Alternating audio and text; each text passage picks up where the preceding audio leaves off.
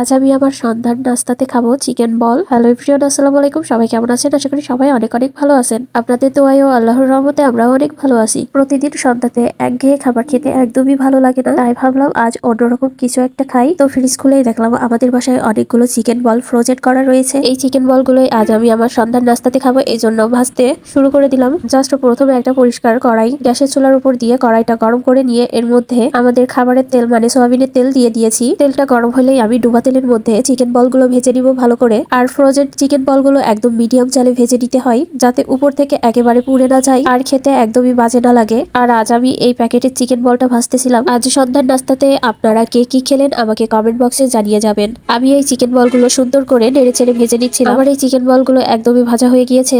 এগুলো উঠিয়ে এখন আমি টমেটো সস দিয়ে খেয়ে নিব। এই চিকেন বলগুলো খেতে কে কে পছন্দ করেন আমাকে কমেন্টে জানিয়ে যাবেন। আর আমার ভিডিওগুলো যদি আপনার কাছে ভালো লেগে থাকে তাহলে একটা লাইক, কমেন্ট, শেয়ার করে দিবেন। আল্লাহ হাফেজ।